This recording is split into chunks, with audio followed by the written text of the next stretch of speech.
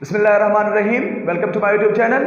आज की इस वीडियो में हम बात करेंगे क्वाड्रेटिक इक्वेशन के रूट्स के बारे में। ठीक है, कि हम क्वाड्रेटिक इक्वेशन के रूट्स क्यों फाइंड करते हैं, किस लिए फाइंड करते हैं, क्या मतलब है इसका। ठीक है, कि हम खुद को इतना तकाते हैं, इतने डेंजरस खतरनाक किस्म की इक्वेशंस होते हैं, हम उसको सॉल्व करते हैं इतने मुश्किल तरीकों से। यानी हम फैक्टराइजेशन से करते हैं, कंप्लीटिंग द स्क्वायर मेथड से करते हैं, या क्वाड्रेटिक फार्मूला से करते हैं। ठीक है, इतना हम मेहनत कर लेते हैं तो हमारा भी कुछ हक बनता है ना कि हमें भी पता चले कि हम जो खुद को इतना तकाते हैं ये हम किस लिए तकाते हैं। ठीक है, कि जो हम क्वाड्रेटिक इक्वेशन के रूट्स फाइंड आउट कर लेते हैं, इसका क्या मतलब होता है। ठीक है, तो आज की इस वीडियो में आपको प्रैक्टिकली दिखाऊंगा कि क्वाड्रेटिक इक्वेशन के रूट्स जो हम फाइंड करते हैं ये हम किस लिए फाइंड करते हैं और इसका मतलब क्या होता है। ठीक है, देखो फर्स्ट वन, क्वाड्रेटिक इक्वेशन के रूट्स हमारे पास दो किस्म के होते हैं, या तो वो रियल होते हैं या तो वो इमेजिनरी होते हैं।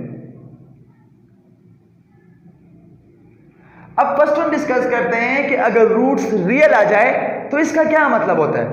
ठीक है, देखो लेट्स सपोज मैं एक इक्वेशन ले रहा हूं x² - 5x + 6 = 0। आप इसको कोई भी मेथड से करो, कंप्लीटिंग द स्क्वायर से करो, क्वाड्रेटिक फार्मूला से करो, फैक्टराइजेशन से करो, ये हर एक मेथड से आसान नहीं हो सकता है। इसके रूट्स क्या आएंगे, इसके रूट आएंगे x = 2, x = 3।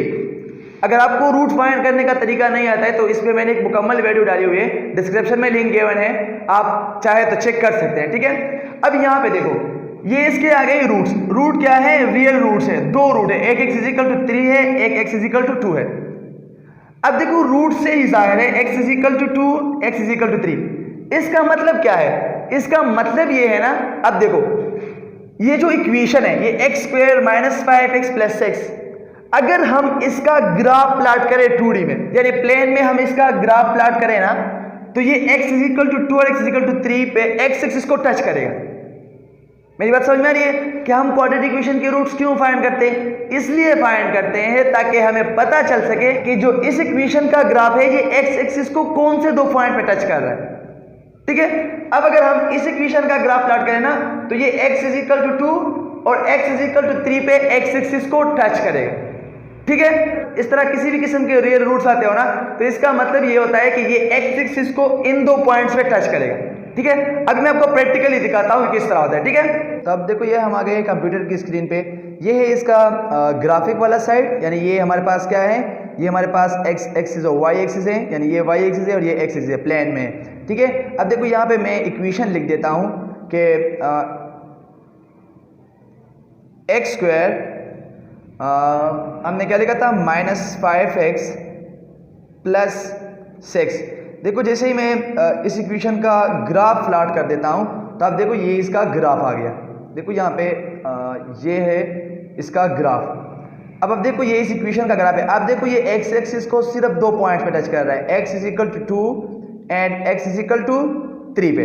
ठीक है, मैंने आपको कहा था ना कि ये एक्सिस को कौन से दो पॉइंट पे टच करेगा, जो रूट्स आएंगे x = 2 और x = 3 पे।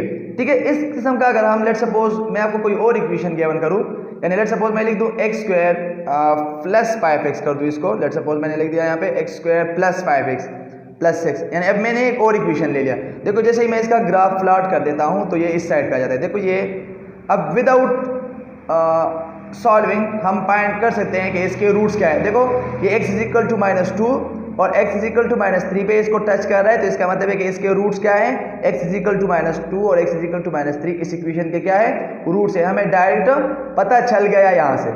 ठीक है, क्योंकि ये x एक्सिस को इन दो पॉइंट्स पे टच कर रहा है। ठीक है, देखो ये तो हो गई रियल रूट्स के बारे में बातें। आपने ग्राफिक के जरिए देखा भी, जब हमने इसका ग्राफ प्लॉट किया तो इन दो पॉइंट्स पे इसको टच कर रहा था। अब देखो अगर रूट इमेजिनरी आ जाए तो फिर किस तरह करेंगे। लेट सपोज मैं इक्वेशन ले रहा हूं x² -